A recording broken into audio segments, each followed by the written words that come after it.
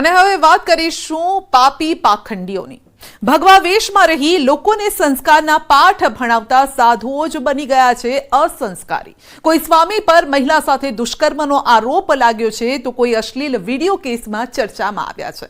રાજ્યમાં એવી કેટલીક ઘટનાઓ ઘટી છે જેણે સ્વામિનારાયણ સંપ્રદાય સામે જ પ્રશ્નો ઊભા કર્યા અને હરિભક્તોએ માંગ કરી છે કે આવા લંપટોને ભગાવો।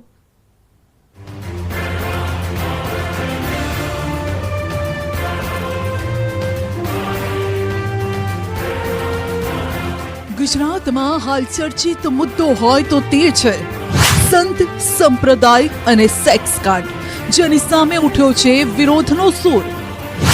ભગવામાં ભોગ વિલાસ, વધુ એક સ્વામિનારાયણ સ્વામીની પાપ લીલા। ધર્મના નામે ધીકતો ધંધો, આ સ્વામીઓ નહીં હવસખોર છે, આવા લંપટોને ભગાવો। સ્વામિનારાયણ સંપ્રદાય આમ તો સંયમના પાઠ શીખવે છે, પણ તેમના જ કેટલાક સ્વામી સેક્સના કાંડમાં સંડોવાઈ રહ્યા હોવાના આરોપ લાગી રહ્યા છે। જે સ્વામીઓ મહિલા સામે જોતા નથી તેઓ મહિલાને એકલામાં બોલાવી કાંડ કરતા ઝડપાઈ રહ્યા છે। ત્યારે પહેલા વાત કરીશું રાજકોટ જિલ્લામાં ઉઠેલી બબાલની। જોઈ લો આ ચહેરા, ધર્મ સ્વરૂપ સ્વામી, નારાયણ સ્વરૂપ સ્વામી અને મયુર કાસોદરિયા। રાજકોટ જિલ્લાના ઉપલેટા તાલુકાના ખીરસરા ગામે સ્વામિનારાયણ ગુરુકુળના ધર્મ સ્વરૂપ સ્વામી પર મહિલાને ગર્ભવતી કરવાના આરોપ છે। ધર્મ સ્વરૂપ સ્વામીએ ફેસબુક મારફતે યુવતી સાથે મિત્રતા કેળવી, પ્રેમ જાળમાં ફસાવી ખોટા લગ્નનું નાટક કરી તેની સાથે અવારનવાર ઈચ્છા વિરુદ્ધ શરીર સંબંધ બાંધી યુવતીને સગર્ભા બનાવી। આ કાંડમાં નારાયણ સ્વરૂપ સ્વામી અને મયુર કાસોદરિયાની સંડોવણી પણ સામે આવી છે। યુવતીનો આરોપ છે કે ધર્મ સ્વરૂપ સ્વામી સાથે ફેસબુકમાં મિત્રતા થતા તેમણે ખીરસરા ગામે તેને બોલાવી, જ્યાં વૃંદાવન ધામ શ્રી સ્વામિનારાયણ ગુરુકુળ આવેલું છે અને આ જ ગુરુકુળમાં યુવતી સાથે ન કરવાનું કૃત્ય ધર્મ સ્વરૂપ સ્વામીએ કર્યું। ધર્મ સ્વરૂપ દાસ સ્વામીએ મહિલાને લગ્નની લાલચ આપી અવારનવાર દુષ્કર્મ ગુજાર્યું।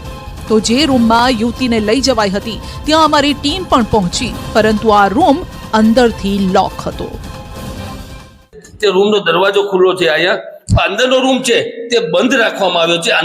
અંદરમાં કોઈ હોય એવો અહેસાસ થઈ રહ્યો છે, એવો અવાજ આવી રહ્યો છે, છતાં અંદરથી ખોલવામાં નથી। એવો મીડિયા આવતા અત્યારે સ્વામી તો રફુચક્કર થઈ ગયા, પણ અંદર ટ્રસ્ટી છે તે ટ્રસ્ટી બી ગાયબ થઈ ગયા છે અને ખાલી અત્યારે હોસ્ટેલ ખાલી છે। બીજી વાત કરીએ જે રીતે તે દુષ્કર્મની ફરિયાદ નોંધવામાં આવી તેને લઈને હાલ આરોપી છે તે આરોપી અત્યારે ચક્રો ગતિમાન કરવામાં આવે છે। તો યુવતીને જોઈ હોવાની વાત અહીંના ગ્રામજનો પણ સ્વીકારી રહ્યા છે। ખીરસરા ગામના લોકોનો આક્ષેપ છે કે આ પહેલો બનાવ નથી, પરંતુ આવા ત્રણ બનાવ બની ચૂક્યા છે, પરંતુ સ્વામી વગ ધરાવતા હોવાથી આખું પ્રકરણ દબાવી દેવાય છે। ગામ લોકોને આ સ્વામી અહીં રહેવા જ ના જોઈએ।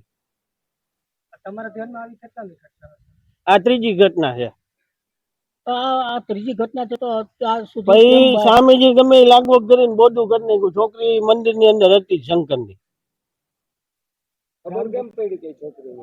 ત્યાં અમારા છોકરીના કેટલાય ભૂગી ગયા હતા। જો કે મહિલાએ આ મામલે ભાયાવદર પોલીસ સ્ટેશનમાં સ્વામિનારાયણ સંપ્રદાયના 2 સ્વામી સહિત કુલ 3 સામે દુષ્કર્મની ફરિયાદ નોંધાવી છે। મહિલાને ગર્ભવતી બનાવી ગર્ભપાત કરાવ્યાનો પણ આરોપ છે। જો કે આ લંપટ સ્વામી છેલ્લા 3 વર્ષથી દુષ્કર્મ આચરતા હતા। ગુરુકુળમાં જ મહિલા સાથે લગ્ન કર્યાનો પણ ફરિયાદમાં ઉલ્લેખ છે। ગુરુકુળમાં 8 આટલા કાંડ થયા હોવા છતાં ગુરુકુળના વ્યવસ્થાપક અને કમિટીના ચેમ્બર જયસુખભાઈ માણાવદરિયા આ અંગે કંઈ ન જાણતા હોવાનું રટણ કરે છે। આ બાબત અમે કાંઈ જાણતા નથી અને એ ક્યારે આવ્યા હતા, લગ્ન કરેલા છે કે નહીં એ અમને કાંઈ ખ્યાલ નથી। કોઈ જાતની અમને કમિટીની અંદર એ કોઈ પૂછપરછ થઈ પણ નથી। આ ખરેખર તો હોવું ન જોઈએ। જો ખરેખર જો સ્વામી દોષિત હોય તો એની સજા થવી જોઈએ અને જો નિર્દોષ હોય તો કોર્ટ ન્યાય કરશે જ। આ તરફ જામટીમડી ગામે ગુરુકુળની સંસ્થા કન્યા હોસ્ટેલનો મુખ્ય સંચાલક મયુર કાસોદરિયા પણ 3 આરોપીમાંથી એક છે। ગુરુકુળની વિદ્યાર્થીનીઓને ખીરસરા ગુરુકુળમાં અભ્યાસ અર્થે તે લઈ જતો। મયુર કન્યા હોસ્ટેલની 130 વિદ્યાર્થીનીઓનું મેનેજમેન્ટ કરતો, જેનું નામ સામે આવતા જ તે પણ ફરાર થઈ ગયો। જે મહિલા દ્વારા જે સંતો પર જે દુષ્કર્મની ફરિયાદ કરવામાં તેને લઈને વાત કરીએ તે બીજી જામ આ હોસ્ટેલ છે, હોસ્ટેલ સીધા દ્રશ્યો બતાવીશ આપણને કે જામ ટીમડી જે હોસ્ટેલ છે જે મયુરની છે, તે મયુર અહીંયા સંચાલન ચલાવે છે, અહીંયા પોતે સંચાલન ચલાવતો હતો અને અત્યારે જેની ગાડી છે તે પોતે સવારથી જ ફરાર થઈ ગયો છે, પોતાની પત્ની અને 2 બાળકો સાથે ફરાર થઈ ગયો છે. આ ગાડી છે, આ મદદ ગાડી અહીંથી જે વિદ્યાર્થીઓ છે તે ખીરસરા પહોંચાડતો હતો, તેને લઈને અત્યારે આપણે સીધા દ્રશ્યો બતાવે છે. ગ્રામ્ય લોકોના અંદરમાં આક્રોશ જોવા મળ્યો છે. આખો મામલો સામે આવતા જામટીમડી ગામના લોકો પણ રોષે ભરાયા. દુષ્કર્મ જેવું કૃત્ય આચરનાર સામે કડક સજાની માંગ કરી. એટલું જ નહીં, ગુરુકુળના સ્વામીઓ સામે બીજા પણ કેટલાક આરોપ લાગ્યા છે, જેમાં ગામની સ્કૂલ પચાવી પાડીને ખોટો કબજો કર્યો હોવાનો આરોપ પણ આ સ્વામીઓ પર લાગી રહ્યો છે. અહીંયા કન્યા કેળવણી છાત્રાલયનું અહીંયા જે હોસ્ટેલ હોય અને અહીંથી છોકરીને લઈ અને ખીરસરા ભણવા માટે જતા હોય એ રીતના એવી પ્રોસિજર એ કરતો. અમારે એવો આક્રોશ છે કે અહીંયા બિન અધિકૃત રીતે બરાબર બાંધકામ કરવામાં આવેલ છે, કોઈની રજા ચીઠી વિના બાંધકામ કરી અને ખોટી રીતના ગેરકાયદેસર બાંધકામ કરેલ છે અને અમારા ગ્રામજનોની કોઈ પણ જાતની મંજૂરી પણ લીધેલ નથી. એવું બીજી વાર કાંઈ થાય નહીં એનું ધ્યાન રાખી અને સંસ્થા ઉપર તેમજ આ લંપટ સ્વામી ઉપર કાયદેસરની કાર્યવાહી થાય એવી અમારી માંગ છે. ગ્રામ લોકોનો ખૂબ જ આક્રોશ છે અને એને કડકમાં કડક સજા થવી જોઈએ. આ મયુર જે આરોપીમાં નામ છે મયુર, તે અહીંયા જ રહે છે, તમારા ગામની આ હોસ્ટેલ છે તેમાં એ બાબતે તમારું શું કહેવું છે? એ અહીંયા જ રહેતો, હમણાં તો કાલે આવ્યો હતો તો ફરાર થઈ ગયો છે. જો કે આવી એક ઘટના નહીં, આવી અનેક ઘટના છેલ્લા દિવસોમાં રાજ્યમાં બની છે. બોટાદમાં પણ સ્વામિનારાયણ સ્વામીનો બીભત્સ વિડીયો સામે આવતા હરિભક્તો ગિરનાયા. ગઢડા સ્વામીનો વાયરલ વિડીયો સામે આવતા મોટી સંખ્યામાં હરિભક્તો ગઢડા મંદિર પહોંચ્યા. સ્વામિનારાયણ સિદ્ધાંત હિત રક્ષક સમિતિએ દેખાવ કરી લંપટ સાધુઓને હટાવવાની માંગ કરી. અહીંયા દુષ્કૃત્ય કરનાર ભગવત પ્રકાશ અને હરિજીવન બેની જે વિડીયો ક્લિપ જાહેર થઈ છે એમને તાત્કાલિક ધોરણે અહીંયાથી મંદિરમાંથી હટાવો એવી પૂરા સત્સંગ સમાજની માંગ છે. જ્યાં સુધી એ લોકો હટશે નહીં, અત્યારે અમે આવેદનપત્ર આપી અને અલ્ટિમેટમ આપેલું છે કે 7 દિવસની અંદર કાર્યવાહી કરો. અને પૂનમે એમના ટ્રસ્ટીઓની મીટિંગ છે, ટ્રસ્ટીઓ હાલ મળ્યા છે પણ સાધુઓ ભાગી ગયા છે અને સાધુઓને કહેવાનું એ કે તમે કેમ મીડિયા સામે આવતા નથી અને હરિભક્તોથી કેમ દૂર રહો છો? ગઢડાનું બોર્ડ એટલે ગઢડાના કે વડતાલના કે જૂનાગઢના આ હલકા ધંધા કરવા મળ્યા છે, સાધુ વનઠેર થઈ ગયા છે. અને હમણાં એક ક્લિપ એવી ખરાબ ફરે છે, એમાં હરિજીવન સ્વામી પોતે છે અને ક્લિપમાં સામે ઈ છે અને હારે એક ભગવત પ્રસાદ છે. હવે એનો વિરોધ માટે અને આને હાકી કાઢવા માટે અમે આવ્યા છીએ. આ ચેરમેન છે, ટ્રસ્ટી છે, બધા જાડી સાંભળીના થઈ ગયા છે. ગઢડા ગોપીનાથજી ટેમ્પલ બોર્ડના ટ્રસ્ટીઓને હરિભક્તોએ આવેદનપત્ર પણ આપ્યું. ટ્રસ્ટીએ આવેદનપત્રનો સ્વીકાર કર્યો અને ત્યાં સુધી કહ્યું કે સ્વામીનો વિડીયો તેમણે પણ જોયો છે.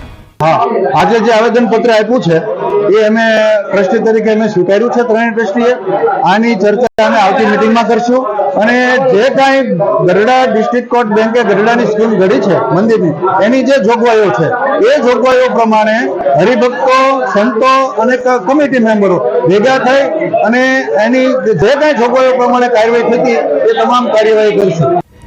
તો 2 દિવસ પહેલા ખેડામાં પણ આવો જ વિરોધ જોવા મળ્યો. મહત્વનું છે કે આ વિરોધ ખેડામાં એટલા માટે થયો કારણ કે તાજેતરમાં જ કેટલાક સ્વામીઓની લંપટ લીલા બહાર આવી. તાજેતરમાં જ વડોદરા શહેરમાં આવેલા વાડી સ્વામિનારાયણ મંદિરમાં કોઠારી તરીકે ફરજ બજાવતા જગત પવન સ્વામી વિરુદ્ધ એક યુવતીએ દુષ્કર્મની ફરિયાદ નોંધાવી હતી. યુવતીનો આરોપ છે કે જગત પાવન સ્વામીએ 2016માં ગિફ્ટ આપવાના નામે એક રૂમમાં યુવતીને બોલાવીને દુષ્કર્મ આચર્યું. આ કેસમાં આરોપી વિદેશ ભાગી જવાની શક્યતા હોવાથી લુકઆઉટ નોટિસ પણ જાહેર કરાઈ. જ્યારે વડતાલના અન્ય એક સ્વામી પર કિશોર સાથે સૃષ્ટિ વિરુદ્ધનું કૃત્ય કર્યાનો આરોપ લાગ્યો છે. વારંવાર બનતી આવી ઘટનાઓથી હવે હરિભક્તો કંટાળ્યા છે. હરિભક્તો કહી રહ્યા છે કે આવી ઘટનાઓને રોકવા અને સંપ્રદાયને બચાવવા માટે આવા લંપટ સંતોને ભગાવવા પડશે. જો કે આ વિવાદ મામલે ખેડા વડતાલ મંદિરના સંત વલ્લભ સ્વામીનું નિવેદન છે કે આ બધું જ આંતરિક રાજકારણ ખેલાઈ રહ્યું છે. વડતાલ સ્વામિનારાયણ મંદિરના કોઠારી સ્વામીએ આડકતરી રીતે આચાર્ય પક્ષના અનુયાયીઓ પર વિડીયો વાયરલ કરવાનો આરોપ લગાવ્યો અને તેમને જવાબદાર ગણાવ્યા. સંસ્થાને કે સંપ્રદાયને કે ત્યાગી વર્ગને ટાર્ગેટ કરવામાં આવતો હોય અને મને તો ખાસ દુઃખ એ વાતનું થાય છે કે એ સંપ્રદાયના તમે આ વિડીયો લાવ્યા નથી. સંપ્રદાયના અનુયાયીઓ જ કોઈ આમાં એ એક પક્ષને બીજા પક્ષના નાતે કરતા હોય તો હું લક્ષ્મીનારાયણ દેવ હરિકૃષ્ણ મહારાજના ચરણમાં પ્રાર્થના કરું છું. આ કૃત્ય સંપ્રદાય, સનાતન કે માનવ સભ્યતા માટે પણ શોભનીય નથી. જો કે આવા મામલા સામે આવતા લોકોનો સંતો અને ધર્મ પ્રત્યે ખાસ કરીને સ્વામિનારાયણ સંપ્રદાય પ્રત્યેથી વિશ્વાસ ઉઠી રહ્યો છે અને માટે જ હરિભક્તોની માંગ છે કે આવા પાપીઓને સંપ્રદાયથી દૂર હટાવવા જોઈએ.